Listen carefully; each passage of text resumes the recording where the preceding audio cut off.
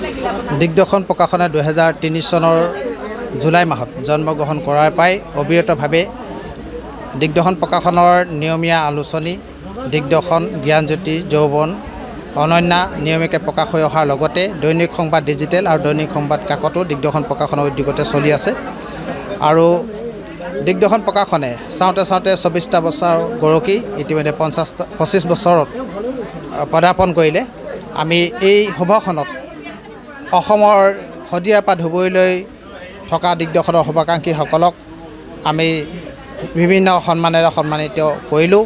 লগতে দিগদৰ্শন প্ৰকাশনৰ দ্বাৰা প্ৰকাশিত প্ৰায় 20খনৰো অধিক গ্ৰন্থ আজি এই অনুষ্ঠানতেই শুভ উন্মোচন কৰিলোঁ।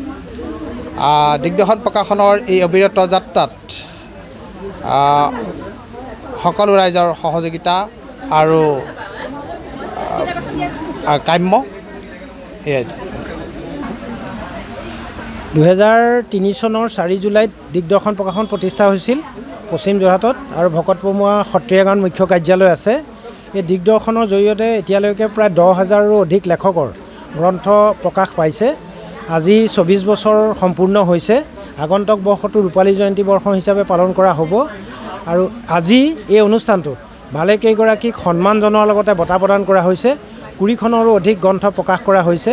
আগন্তুক ৰূপালী জয়ন্তী বৰ্ষত আমি বিগত 24 বছৰত কি কাম কৰিলোঁ সেইখিনি এখন গ্ৰন্থাগাৰে প্ৰকাশ কৰিবৰ কাৰণে পৰিকল্পনা কৰা হৈছে আৰু ৰূপালী জয়ন্তী বৰ্ষটো অকণমান জাক জমকতাৰে পালন কৰা হ'ব, যিহেতু দিগদৰ্শন প্ৰকাশনৰ লগত সমগ্ৰ অসমৰ শদিয়াৰ পৰা ধুবুৰীলৈকে যিমানখিনি নবীন প্ৰবীণ লেখক লেখিকা আছে তেওঁলোক জড়িত হৈ আছে।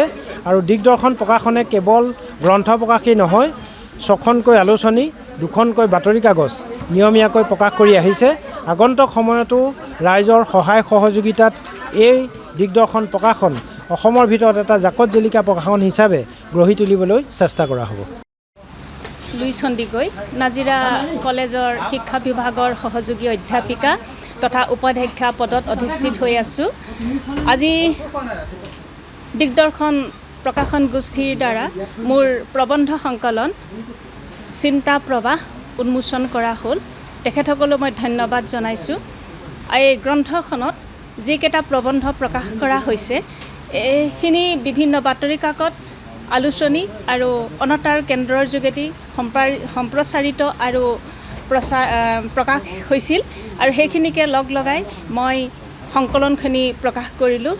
ইতিমধ্যে মোৰ এখন প্ৰবন্ধ সংকলন উত্তৰণ বুলি প্ৰকাশ হৈছে, লগতে কাব্যগ্ৰন্থ সেউজীয়া গান প্ৰকাশ হৈছে আৰু কেইখনমান গ্ৰন্থ প্ৰকাশৰ দিশে আগবাঢ়ি আছে। ইউৰোপত এখোজ শিশু গ্ৰন্থ শিশু কবিতা এইখিনি কাম মোৰ হাতত ৰৈ আছে। আজি যি মই বঁটা পালোঁ শিক্ষা সৌৰভ বঁটা, এতিয়া মোক উৎসাহ প্ৰদান কৰিছে, তেওঁলোকলৈ মই কৃতজ্ঞতা প্ৰকাশ কৰিছোঁ। মই যথেষ্ট উৎসাহ পাইছোঁ আৰু শৈক্ষিক আৰু বৌদ্ধিক জগতখনত মই পুনৰ কাম কৰি উৎসাহেৰে কাম কৰি যাব পাৰিম বুলি মই ভাবিছোঁ আৰু ই মোক প্ৰেৰণা দিছে আৰু এইখিনিতে মই এই প্ৰকাশন গোষ্ঠীলৈ মোৰ ধন্যবাদ আৰু কৃতজ্ঞতা জ্ঞাপন কৰিছোঁ।